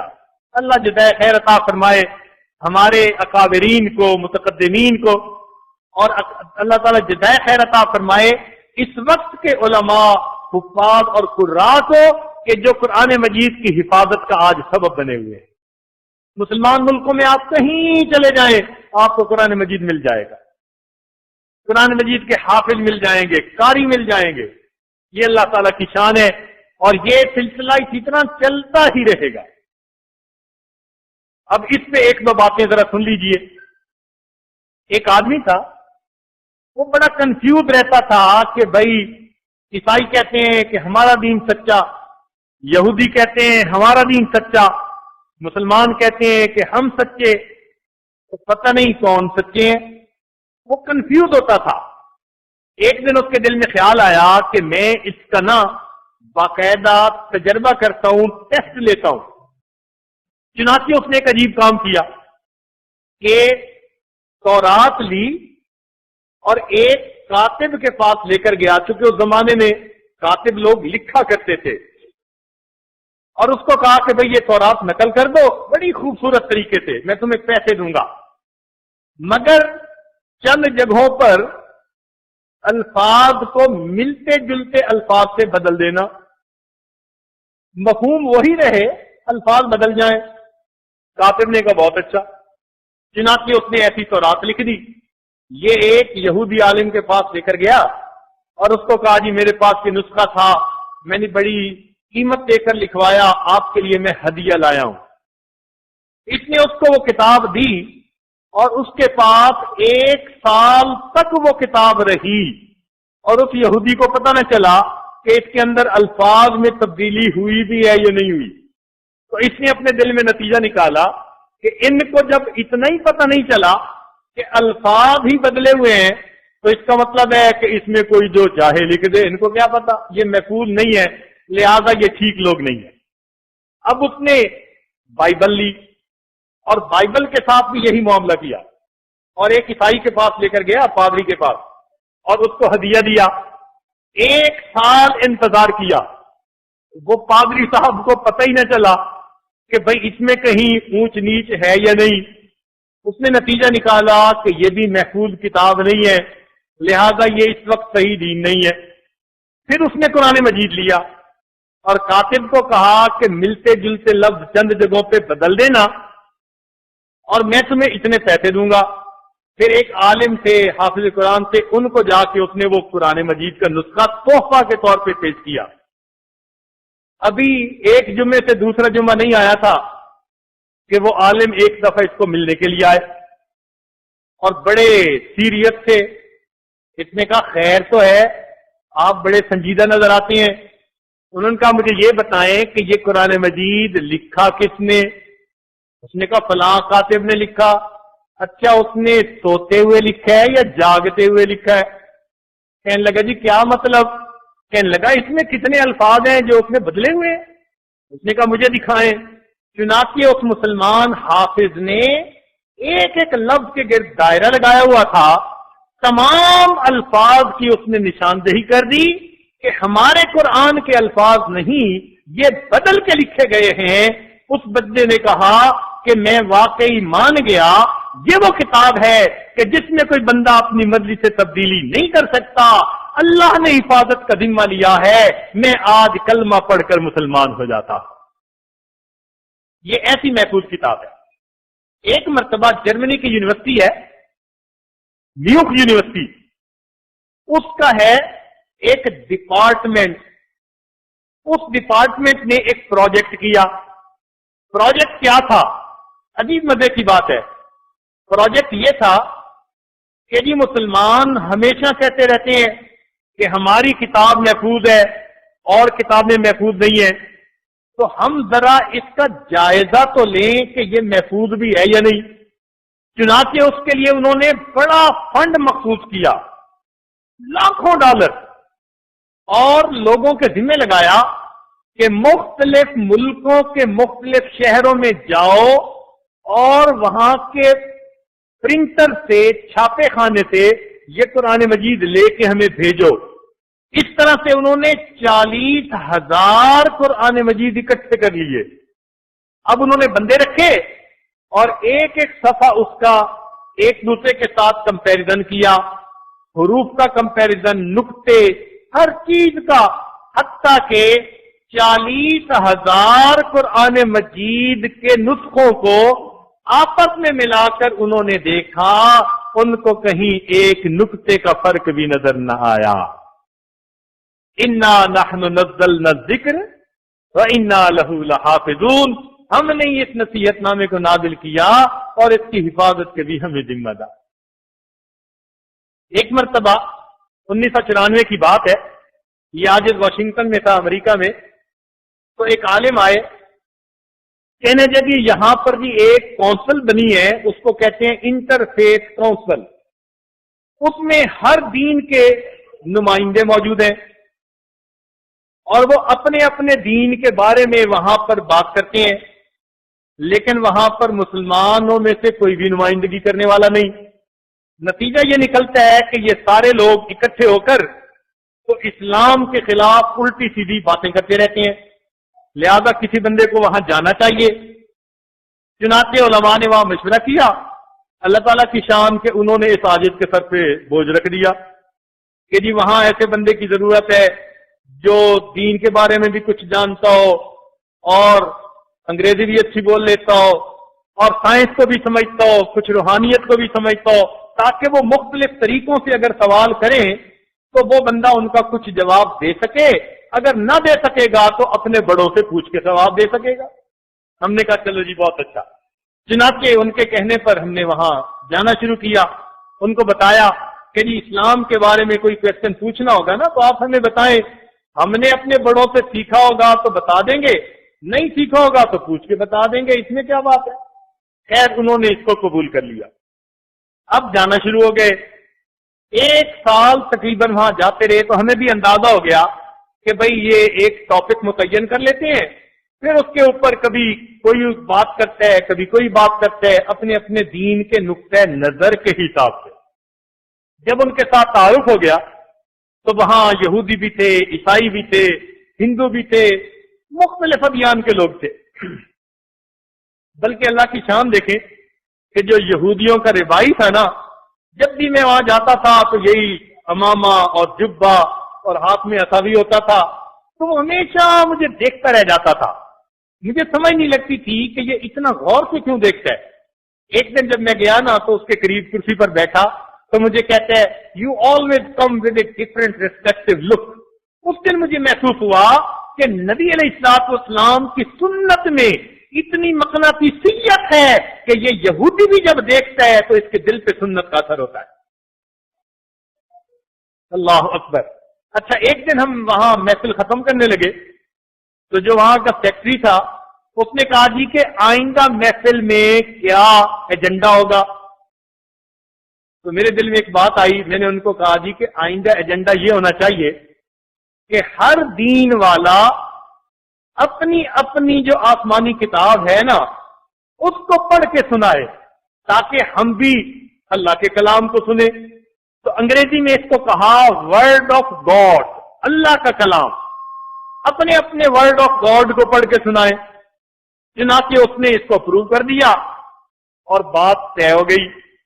جب اگلی میٹنگ کے لیے گئے تو سیکٹری صاحب نے سب سے پہلے میرا ہی نام لیا، جو بولے وہی کنڈی کھولے کہ جی آپ ہی نے یہ جو ہے نا سجیشن دی تھی، لہذا آپ ہی پڑھ کے سنائیں۔ ہم نے جی ان کے سامنے سورہ فاتحہ کو پڑھا۔ کیوں سورہ فاتحہ کو پڑھا؟ حدیث پاک میں آتا ہے جو کچھ تمام پچھلی آسمانی کتابوں میں تھا اللہ تعالیٰ نے سب کچھ قرآن مجید میں نازل فرما دیا۔ جو کچھ پورے قرآن مجید میں ہے اللہ تعالیٰ نے وہ سورہ بقرہ میں نازل فرما دیا، اور جو کچھ سورہ بقرہ میں ہے وہ اللہ تعالیٰ نے سورہ فاتحہ میں نازل فرما دیا۔ اس لیے سورہ فاتحہ کو فاتحۃ الکتاب، یہ 4 ورڈ ہے پورے قرآن مجید کا، یہ اوپننگ چیپٹر ہے، سمری ہے پورے قرآن مجید کی۔ ہم نے کہا کہ ہم سورہ فاتحہ پڑھیں گے تو گویا پورے قرآن کا پیغام ان کو سنا دیں گے ہم۔ خیر قرآن یہ سورہ فاتحہ پڑھی اور اس کا آسان لفظوں میں ترجمہ ان کو بتایا۔ خیر انہوں نے سنا۔ اس کے بعد عیسائی صاحب بیٹھے ہوئے تھے تو وہ پادری نے اپنی بائبل کھولی اور ان کے بائبل میں ایک ہے پہاڑی کا وعد کہتے ہیں اس کو، وہ بڑی لے سے بڑے شوق سے جھوم جھوم کے وہ پڑھتے ہیں۔ مفہوم اس کا یہی ہوتا ہے کہ بھئی عیسیٰ علیہ السلام نے تعلیم دی تھی کہ کوئی تمہارے ایک رخسار کے اوپر تھپڑ مارے تو تم اپنا دوسرا رخسار بھی پیش کر دو۔ تعلیم یہ اور عمل دیکھو کیا ہو رہا ہے۔ تو وہ بھی وہی پہاڑی کا وعد پڑھنے لگا۔ اب مجھے اس کے پڑھنے سے یہ اندازہ ہو گیا کہ بھئی یہ پڑھ رہا ہے۔ جب وہ پڑھنے لگا تو میں نے سیکٹری سے کہا کہ جی میرا اس میں ایک نقطہ ہے۔ اس نے کہا کیا؟ میں نے کہا میں ایک پوائنٹ شیئر کرنا چاہتا ہوں آپ کے ساتھ۔ ان کا جی بتائے۔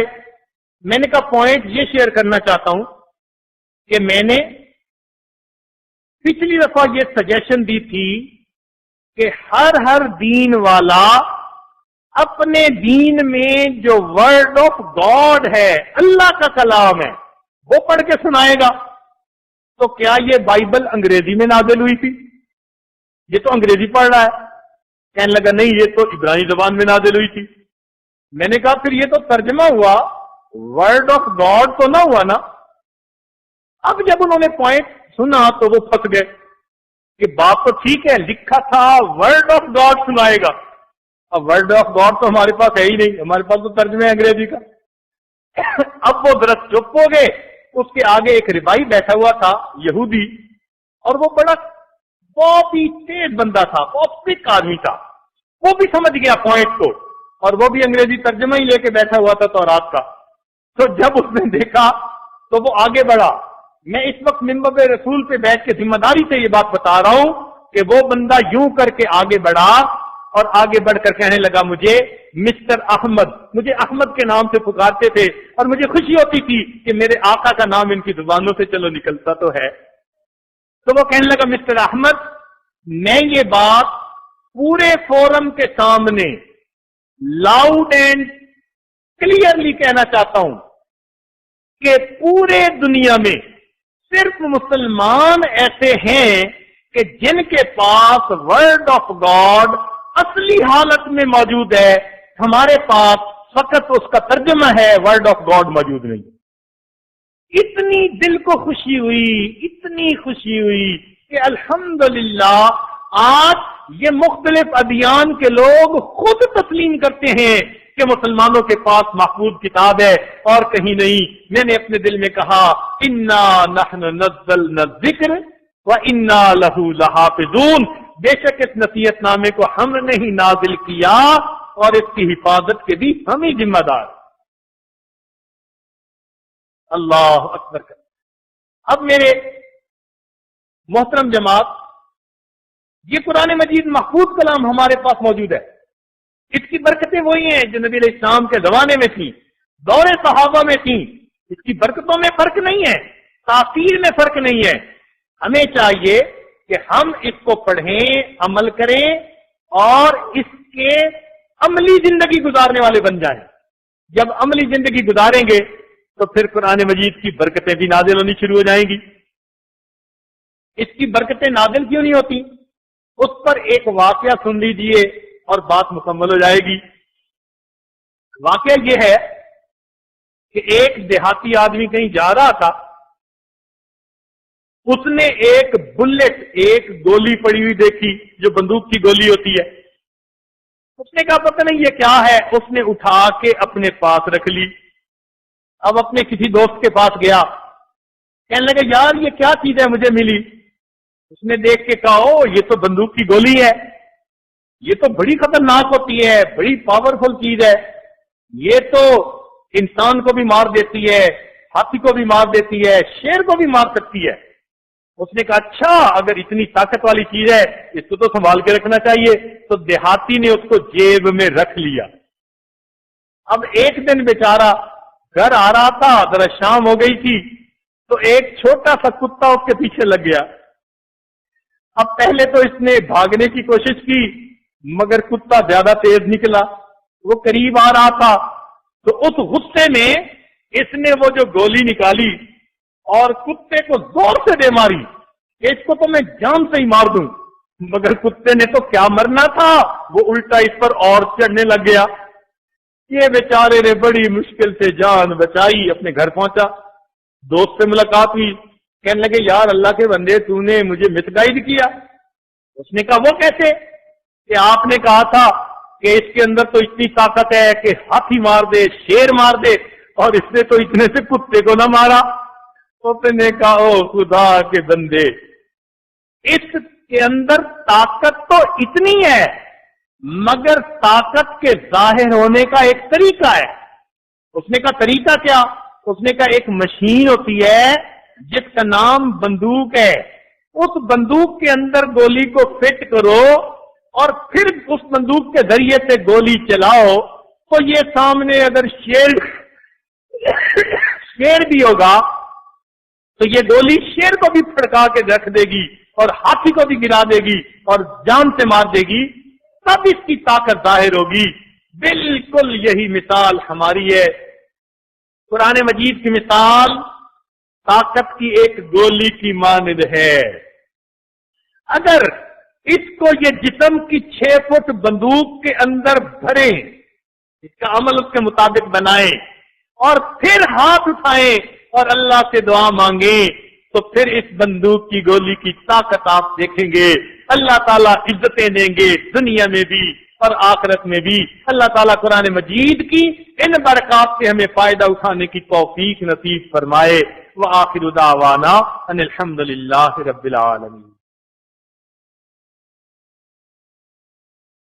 दुआ से पहले क्योंकि बहुत सारे अहबाब ने इस आजिज को भी कहा, मौलाना को भी कहा कि वो इस वक्त बैठ के तौबा करना चाहते हैं, अपनी जिंदगी के पिछले गुनाहों से सच्ची पक्की तौबा करके आइंदा निकोकारी परहेजगारी की जिंदगी गुजारने का दिल में अहद करना चाहते हैं, तो तौबा के ये कलिमात पढ़ाए जाएंगे। सब हजरात मुतवज्जे होकर बैठ जाएं और जो हजरात इस वक्त ये बैठ के तौबा करना चाहते हैं वो सच्चे दिल के साथ इन कलिमात को पढ़ें और यूं समझें कि गोया आज हम नए सिरे से मुसलमान हो रहे हैं और एक नई ईमानी इस्लामी कुरानी जिंदगी बसर करने का दिल में अहद और इरादा कर रहे हैं। अल्हम्दुलिल्लाह व कफा व सलामुन अला इबादिहिल्लज़ीना इस्तफ़ा, अम्मा बाद। ये कलिमात सच्चे दिल से पढ़ते जाइए। बिस्मिल्लाहिर रहमानिर रहीम। ला इलाहा इल्लल्लाहु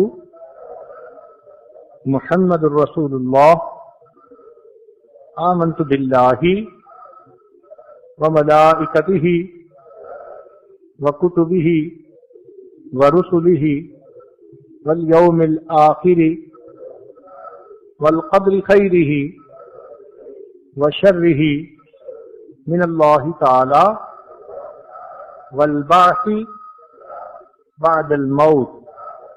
आमन्तु बिल्लाहि कमा हुवा बिअस्माइहि व सिफ़ातिहि व क़बिलतु जमीअ अहकामिहि इक़रारुम बिल लिसानी व तस्दीक़ुम बिल क़ल्ब। अशहदु अल्ला इलाहा इल्लल्लाहु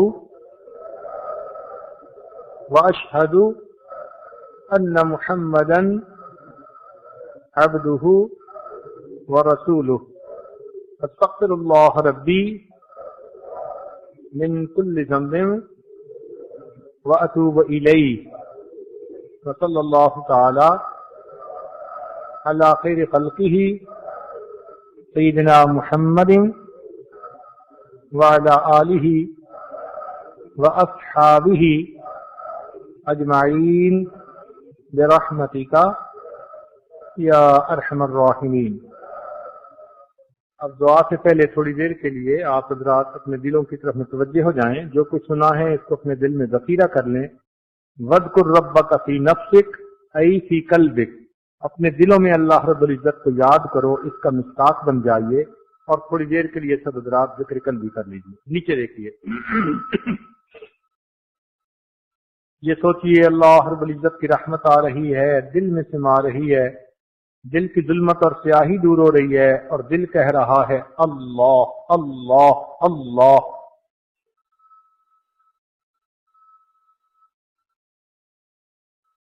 एक नशा सा है जो छाए है तेरे नाम के साथ, एक नशा सा है जो छाए है तेरे नाम के साथ, एक तसल्ली सी भी आए है तेरे नाम के साथ। अल्लाह। एक नशा सा है जो छाए है तेरे नाम के साथ, एक तसल्ली सी भी आए हैं तेरे नाम के साथ। अंबरो ऊद लुटाए हैं तेरी याद जमील, अंबरो ऊद लुटाए हैं तेरी याद जमील, एक खुशबू सी भी आए है तेरे नाम के साथ, एक नशा सा है जो छाए है तेरे नाम के साथ। ایک تسلی سی بھی آئے ہے تیرے نام کے ساتھ، گویا کونین کی دولت کو سمیٹا اس نے، دل کی دنیا جو بسائے ہے تیرے نام کے ساتھ۔ اللہ، گویا کونین کی دولت کو سمیٹا اس نے، دل کی دنیا جو بسائے ہے تیرے نام کے ساتھ۔ ہے تیرا ذکر حلاوت میں کچھ ایسا کہ زبان، ہے تیرا ذکر حلاوت میں کچھ ایسا کہ زبان، ایک نیا ذائقہ پائے ہے تیرے نام کے ساتھ، ایک نشہ سا ہے جو چھائے ہے تیرے نام کے ساتھ، ایک تسلی سی بھی آئے ہے تیرے نام کے ساتھ۔ خوب کیا عشق الہی کا اثر ہوتا ہے، روح بھی وجد میں آئے ہے تیرے نام کے ساتھ۔ حشر کیا ہوگا بھلا ان کا تیری دید کے دن، حشر کیا ہوگا بھلا ان کا تیری دید کے دن، جن کا دل جوش میں آئے ہے تیرے نام کے ساتھ۔ اللہ، حشر کیا ہوگا بھلا ان کا تیری دید کے دن، حال کیا ہوگا بھلا ان کا تیری دید کے دن، جن کا دل جوش میں آئے ہے تیرے نام کے ساتھ۔ خوب جی بھر کے جو کرتا ہے تیرا ذکر فقیر، دل کی ظلمت کو مٹائے ہے تیرے نام کے ساتھ۔ خوب جی بھر کے جو کرتا ہے تیرا ذکر فقیر، سوئی قسمت کو جگائے ہے تیرے نام کے ساتھ، ایک نشہ سا ہے جو چھائے ہے تیرے نام کے ساتھ، ایک تسلی سی بھی آئے ہے تیرے نام کے ساتھ۔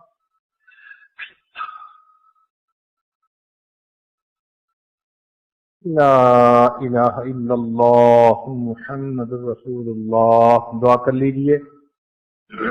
سبحان ربی العلی الوہاب، اللہم صلی علی سیدنا محمد وعلی آل سیدنا محمد وبارک وسلم۔ اے مالک، ہم آپ کے عاجز مسکین بندے ہیں، ہمارے گناہوں کو معاف فرما، ہماری خطاؤں سے درگزر فرما، ہمارے عیبوں کی پردہ پوشی فرما۔ اے اللہ، ہماری نگاہوں کو پاک فرما، دلوں کو صاف فرما، سینوں کو اپنی محبت سے لبریز فرما، اپنے عشق کی آتش ہمارے سینوں میں پیدا فرما، ہمارے انگ انگ سے اپنے ذکر کو جاری فرما، روئے روئے سے اپنے ذکر کو جاری فرما، ہڈی ہڈی بوٹی بوٹی میں اپنی محبت پیدا فرما۔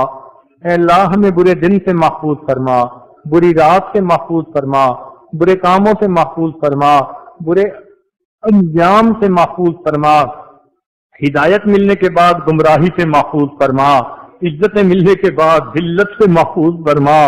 اللہ، اپنی رحمتوں کی ٹھنڈی چھاؤں نصیب فرما۔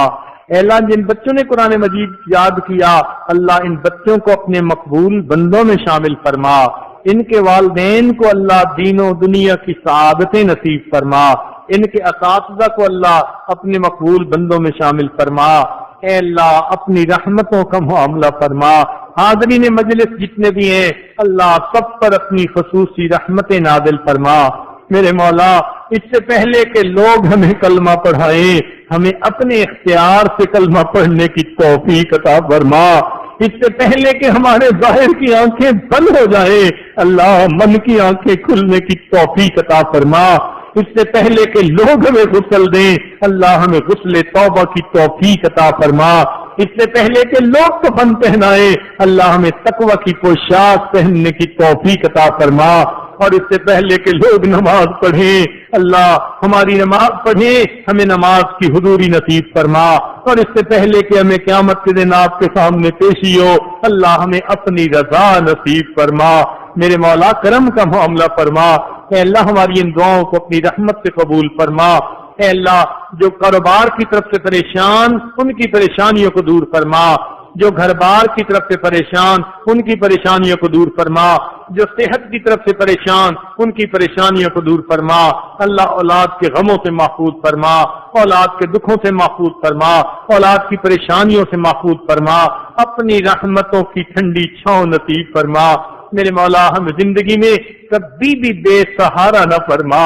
میرے مولا ہمیں کبھی بھی زندگی میں بے آسرا نہ فرما. کبھی بھی اپنے در سے دور نہ فرما. کبھی بھی نفس اور شیطان کے حوالے نہ فرما. حالات کے حوالے نہ فرما. اللہ ہمارے ساتھ درگزر کا معاملہ فرما. اے اللہ ہم آپ کے بندے ہیں آپ کی رحمت کے طلبگار ہیں اللہ امیدوں سے بڑھ کر ہمیں اجر اور بدلہ نصیب فرما. میرے مولا اس سے پہلے اے اللہ ہماری ان دعاؤں کو اپنی رحمت سے قبول فرما. اے اللہ جنہوں نے دعاؤں کے پیغام بھیجے خط لکھ کے فون کیے سب کو ان نیک دعاؤں میں حصہ نصیب فرما. ہمارے والدین عزیز اقارب مشائخ جو دنیا سے فوت ہو چکے ان کی مغفرت فرما. اور جن کی آپ نے مغفرت کر دی قرب کے اعلیٰ درجات عطا فرما. اے اللہ مدارس عربیہ کی حفاظت فرما. دعوت و تبلیغ کے کام کی حفاظت فرما. جہاں اللہ اللہ ہوتی ہے ان خانقاہوں کی حفاظت فرما. اقامت دین کی کوششوں کی حفاظت فرما. ہمارے تینوں حرم کی حفاظت فرما. اے اللہ ہمارے اس ملک کی حفاظت فرما. اس کو دین کا قلعہ بنا اور ہمیں اس میں شریعت و سنت کے مطابق زندگی گزارنے کی توفیق عطا فرما. امت مسلمہ کو عزت رفتہ نصیب فرما. رب کریم ہم عاجز مسکینوں کی ان دعاؤں کو قبول فرما. اے اللہ بچہ پریشان ہوتا ہے ماں باپ کی طرف دوڑتا ہے اور بندہ پریشان ہوتا ہے تو پروردگار کی طرف لوٹتا ہے. اے بے کسوں کے دستگیر اے ٹوٹے دلوں کو تسلی دینے والے اے خالی جھولیوں کو بھر دینے والے اللہ ہماری جھولیوں کو بھی بھرپور فرما. اے اللہ ہماری جھولیوں کو بھی بھرپور فرما. ہمارے ساتھ درگزر کا معاملہ فرما. اے اللہ جب کوئی ماں اپنے بچے کو نجاست میں لکھنا دیکھتی ہے وہ بچے کو پھینک نہیں دیتی چھوڑ نہیں دیتی سمجھتی ہے یہ نادان ہے بیٹا تو میرا ہی ہے. اللہ وہ بیٹے کو دھو لیتی ہے سینے سے لگا لیتی ہے. مولا ہم بھی گناہوں کی نجاست میں لکھے ہوئے ہیں مگر بندے تو آپ ہی کے ہیں. اللہ ہمیں اپنے در سے دور نہ کیجیے. ہمیں نفس اور شیطان کے حوالے نہ کیجیے. کفار کے حوالے نہ کیجیے. اے اللہ ایک رحمت کی نظر ڈال کے دھو دیجیے اور ہمیں اپنی رحمت کی چادر میں چھپا لیجیے. پروردگار ہمارے ساتھ کرم کا معاملہ فرما دیجیے. اے اللہ ہماری ان دعاؤں کو اپنی رحمت سے قبول فرما. اے اللہ آپ نے جب موسیٰ علیہ السلام کو فرعون کی طرف بھیجا تو فرمایا فقولا لہ قولا لینا کہ اس بندے کو جس نے انا ربکم الاعلی کہا خدائی کا دعویٰ کیا آپ نے فرمایا کہ اس کے ساتھ نرم گفتگو کرنا نرمی کا معاملہ کرنا. اے اللہ جب انا ربکم الاعلی کہنے والے شخص کے ساتھ آپ نرمی کا معاملہ کرنے کا حکم فرما رہے ہیں تو اے اللہ یہ آپ کے وہ بندے ہیں جو سجدوں میں سر ڈال کے سبحان ربی الاعلی کہتے ہیں اور آپ کی وحدانیت کی گواہی دیتے ہیں. اللہ ان کے ساتھ نرمی کا معاملہ فرما لیجیے. اے اللہ گناہوں کو معاف کر دیجیے خطاؤں سے معاف کر دیجیے. اے اللہ غلطیوں کو معاف کر دیجیے.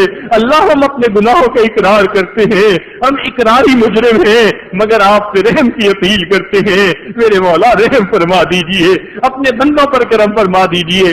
اے اللہ کوئی بندہ اگر مندر سے نکل کے جہنم میں چلا جائے اس پہ تو حسرت نہیں ہوتی.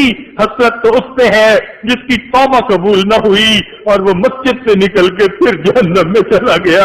اللہ مہربانی فرما دیجیے ہم آپ کے گھر میں بیٹھے ہیں میرے مولا ہماری توبہ قبول کر لیجیے. اے اللہ میں اپنے در سے دھکے نہ دیجیے.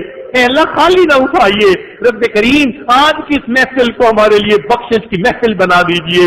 اے اللہ بخشش کی محفل بنا دیجئے. میرے مولا ہماری ان دعاؤں کو اپنی رحمت سے قبول فرما لیجئے. اے اللہ جو مانگا وہ بھی عطا فرما، جو مانگنا چاہیے تھا ہم نہیں مانگ سکے اللہ ہمیں وہ بھی عطا فرما. رب کریم ہماری ان دعاؤں کو اپنی رحمت سے قبول فرما. اے اللہ ہماری ان دعاؤں کو اپنی رحمت سے قبول فرما.